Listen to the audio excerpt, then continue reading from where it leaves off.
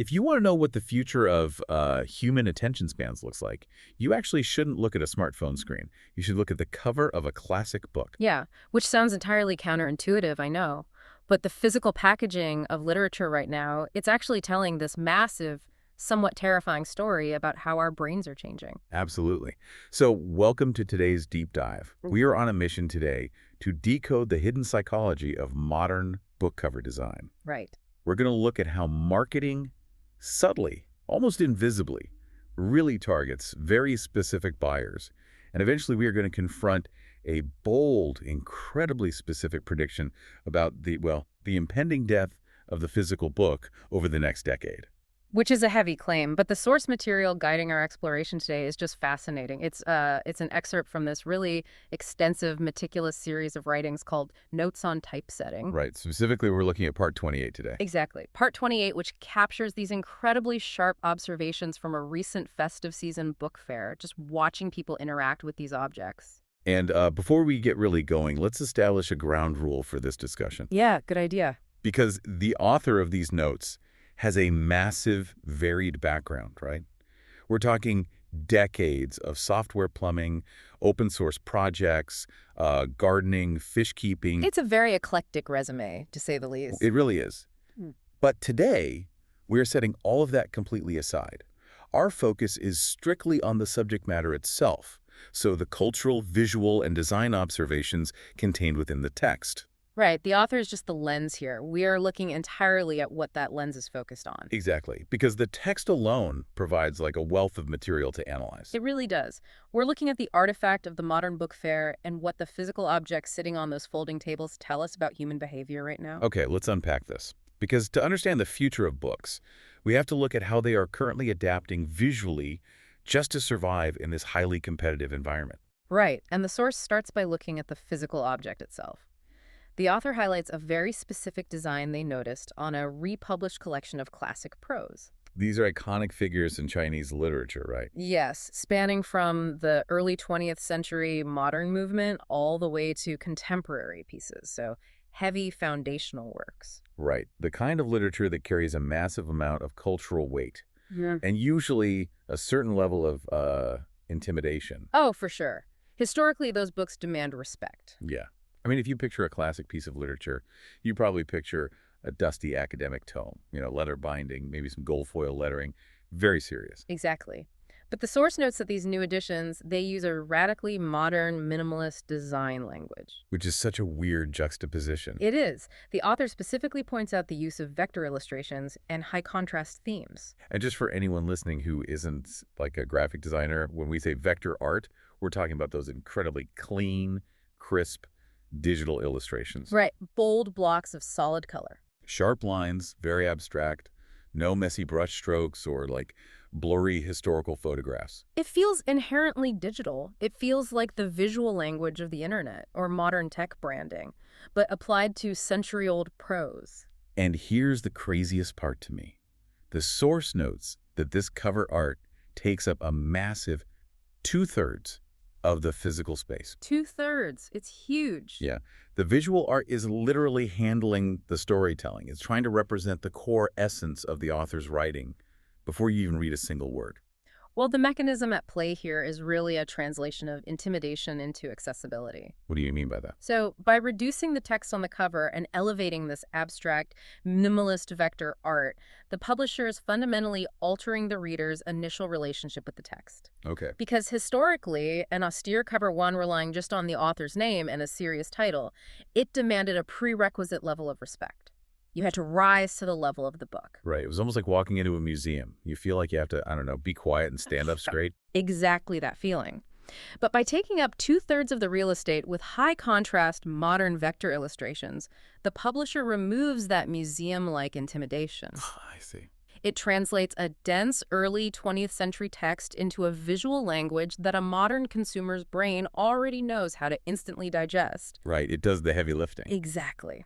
The artwork sets the emotional mood so the prospective reader doesn't have to guess what kind of journey they're about to go on. It actually makes me think of modern movie posters. Oh, how so? Well, you rarely see a movie poster today with a huge block of text explaining the plot, right? They rely on a dominant, high-contrast visual vibe to hook an audience, That's true. like a giant moody silhouette or a striking neon color palette. Because an audience walking through a theater lobby, or in this case, a crowded book fair, they usually ignore blocks of text. The book cover is acting exactly like a movie poster for the mind. It's like a movie poster, yes, but I'd actually push that analogy further. Okay, push it. Because there's a crucial difference in the stakes here. A movie poster sells an experience that takes, what, 2 hours? Yeah, 2 hours tops. Right. But this book cover has to convince someone to commit to an experience that might take 2 weeks of their time. Oh, wow. Yeah, that's a huge difference in commitment. So the speed of communication has to be incredibly potent. The visual vibe bypasses the logical reading part of the brain and goes straight to an emotional, instinctual response. But, okay, if these covers are highly visual and minimal and modern, you naturally assume they are designed entirely for a younger audience, right? You would assume that, yes. Because teenagers or university students are the ones who naturally speak that sleek digital visual language. But the source reveals an incredibly clever layer of marketing misdirection going on here.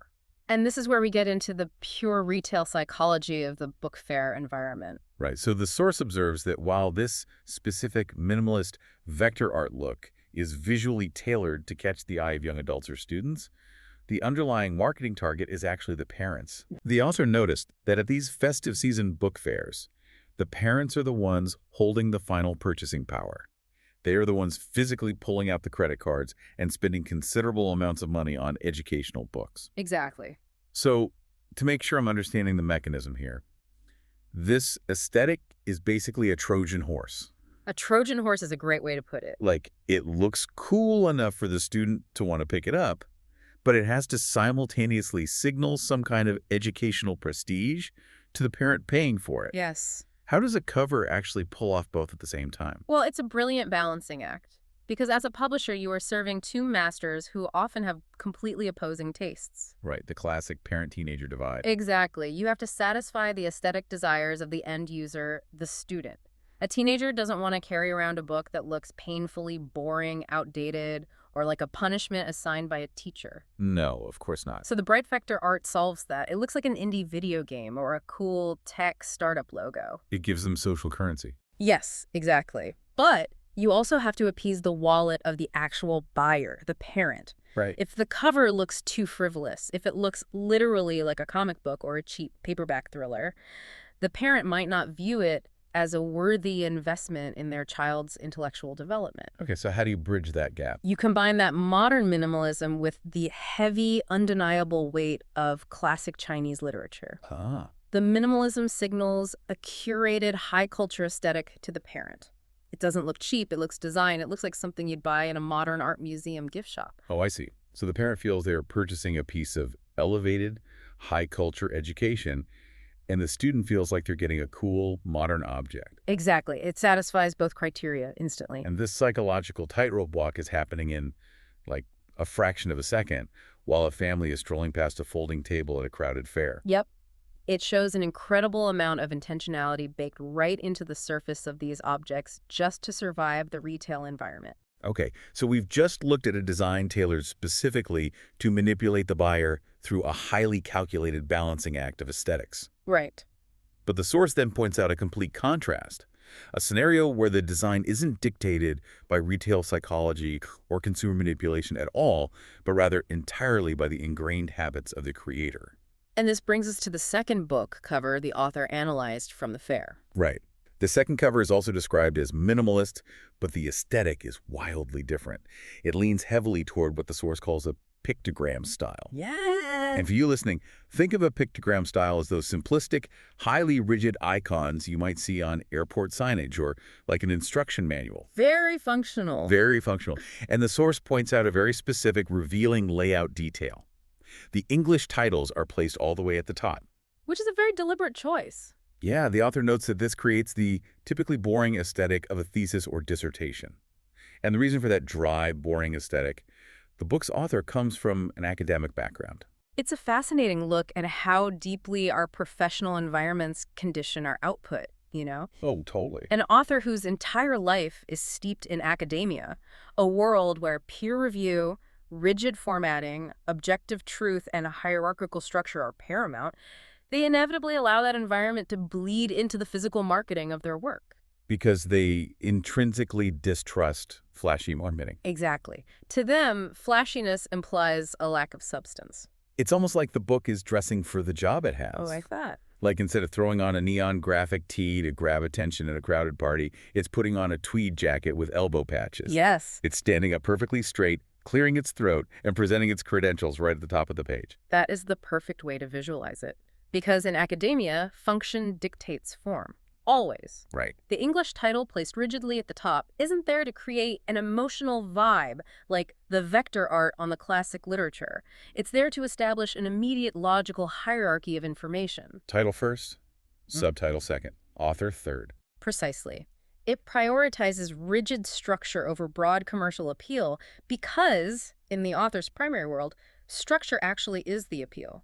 Formality signals rigor, and rigor signals truth. But at a festive season book fair, surrounded by those colorful movie poster-style covers screaming for attention, it creates this incredibly dry, almost defensive visual presence. It really does. It reminds us that every single design choice, whether it's the highly calculated vector art aimed at true parents or the rigid pictogram style of an academic who refuses to pander, is essentially an argument. An argument. Yeah, it's a physical object making an argument to the person walking by about why it deserves to exist in their hands. But, and this is a dark turn here, maybe that rigid, uncompromising academic design is exactly why the medium as a whole is in trouble. Oh, definitely. Which brings us to a frankly terrifying prediction from the source material.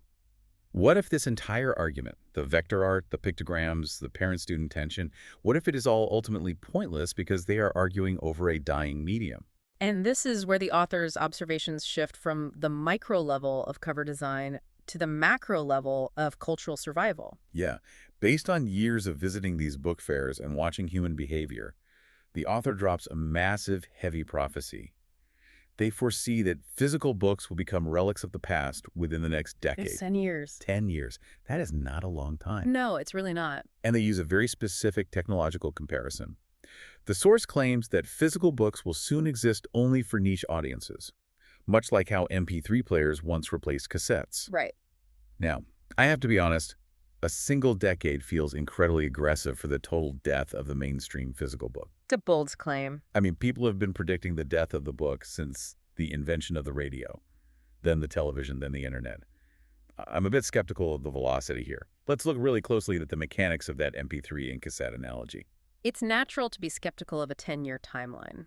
But if we break down the mechanics of the cassette analogy, it actually starts to make an unsettling amount of sense. Okay, walk me through it. So cassettes didn't vanish overnight, and they didn't disappear because they suddenly stopped holding audio. Right. They lost their mainstream utility because a new technology emerged that completely removed the physical friction of the medium. The friction. Yeah, think about the friction of a cassette tape. You had to carry a bulky Walkman. You had to physically flip the tape over to hear the rest of the album. If you wanted to skip a song, you had to hold down fast forward and guess when the next track started. Oh, man. Or the classic trick of winding the tape back into the plastic shell with a pencil when it got unspooled. Yes. There was a lot of physical labor involved in just listening to music. There really was. And then the MP3 player arrives, it completely eliminates that physical friction. It could hold thousands of songs in your pocket, and skipping a track required a frictionless click. Right. So mapping that onto books. The author's argument isn't that reading will disappear in 10 years. The argument is that the physical book, as the primary vehicle for mass information, will lose its mainstream utility due to friction. Yeah. The physical book will shift from being an everyday utilitarian tool to being a curated artifact. Yeah. Just like how some people today still buy cassettes or vinyl records, they don't buy them because it's the most convenient way to hear a song. Right. They buy them because they value the physical ritual and the aesthetic of the object. Precisely. So the argument is that the physical book is being forcibly pushed out of the convenience category and strictly into the collector category. Yes. The mainstream will just download the information instantly, and only a niche audience will seek out the tactile experience of paper. Exactly. The friction of carrying a book, finding your page, needing a light source to read it, all of that becomes a massive barrier when a frictionless alternative exists right in your pocket. But why the 10-year countdown right now? I mean, e-readers and smartphones have been around for a while. Sure. The source dives into this and argues it's not just about the changing technology itself, it's a fundamental biological shift in our patience and our preference for convenience. The author makes a stark observation. People simply don't read as much these days, and when we do read, it is rarely at a slow, deliberate pace. That phrase, slow, deliberate pace, is the absolute crux of the issue. Right. We skim, we scroll, we look at bullet points, and the source highlights the massive cultural shift toward consuming video rather than text, entirely due to the sheer convenience of it. It's just easier. But here's where it gets really interesting. The source points out a brilliant paradox. They say, come to think of it, nothing has really changed. Oh, I love this part. The author notes that we have always consumed TV. Modern media is just exponentially more accessible now. We didn't fundamentally mutate as a society to suddenly hate reading. Our screens just got closer to our faces. This is such a profound point to reflect on for you listening to this deep dive right now. Think about your own daily habits. Yeah, be honest with yourself. Exactly. How often do you truly engage in slow, deliberate reading, setting aside an hour, sitting down with a physical object, distraction-free, and letting the author's text dictate the pace of your thoughts? It's rare. Now compare that to how often you rely on the convenient, frictionless consumption of video on your phone or tablet. If I'm being completely honest, the video usually wins, especially at the end of a long day. My brain is tired, and it inherently wants the biological path of least resistance. And that biological path of least resistance is exactly what the publishing industry is up against. Right. They aren't just fighting other books or other forms of text, they are fighting the frictionless convenience of modern video. Think about the historical context. In the 20th century, when you had to physically sit in your living room to watch a heavy stationary television set, a book was still a highly competitive, portable alternative. Because you could take it on the train. You could take it to the park. Exactly. But now that the television is in your pocket and it plays automatically the second you open an app, the cognitive friction required to physically open a book and read it deliberately is massively higher relative to the alternative. It's like comparing walking up a steep flight of stairs to taking an escalator. Ooh. Even if you intellectually know the stairs are better for you, and even if you actually like the architecture of the stairs, the escalator is right there, and it's already moving. That's the perfect analogy. The cognitive load of decoding text, visualizing the scene, and sustaining attention. That is the steep staircase. Video is the escalator. Yeah. And the source concludes with a very open-ended, almost melancholic thought on this trajectory. They write, "What does the future hold for the publishing industry? Only time will tell." Which is chilling. It is. The author recognizes that this shift from active, deliberate reading to passive viewing isn't just a trend. It's a massive cultural tide driven by human nature's desire for ease. So what does this all mean for the objects we started talking about? We began by looking closely at how physical books are currently fighting tooth and nail for survival on the shelves of book fairs. Right. We saw publishers utilizing high-contrast vector art as a psychological Trojan horse, appealing to the aesthetic desires of students while simultaneously selling the concept of educational prestige to the parents holding the wallets. And we also examined the complete opposite approach, right? How an author's deep-seated background, like a rigid academic environment, can bypass commercial trends entirely. The tweed jacket approach. Exactly. Resulting in a structured pictogram style that mirrors the boring aesthetic of a dissertation, prioritizing structural truth over retail appeal. And all of this intricate design psychology is happening against the backdrop of a ticking clock. The bold prophecy that within a single decade, these physical objects will be pushed out of the mainstream entirely. Driven into the realm of niche relics. Exactly like the cassette tape, simply because humanity will almost exclusively choose the frictionless convenience of video over the slow, deliberate pace of reading. It paints a very vivid picture of an industry at a major historical crossroads. The physical book is no longer just a neutral vessel for information. It is actively trying to justify its physical existence in an increasingly digital, video-first world. Which leaves us with something really fascinating to mull over. What's that? Well, if this 10-year prophecy actually holds true, if physical books truly do become niche relics, just like the cassette tape or the vinyl record, what happens to those hyper-curated, minimalist cover designs we see today? That's a great question. Think about those high-contrast vector art covers of classic literature. Will they become the vintage, highly sought-after vinyl records of tomorrow? will you, in a decade, end up buying a physical book, not to actually read it at a slow, deliberate pace, but purely to display it on a shelf as a piece of art? As a status symbol. Yeah, a physical badge of honor signaling your intellect in a world utterly dominated by video. It's a very real possibility. We might be watching the exact moment where the book ceases to be a utilitarian medium for data transfer and becomes purely an object of cultural signaling. Thank you for joining us on this deep dive. Keep questioning the media you consume, not just what the story is, but how it's packaged, the psychological mechanisms of who is trying to sell it to you, and just how fast the world around it is moving. We'll catch you next time.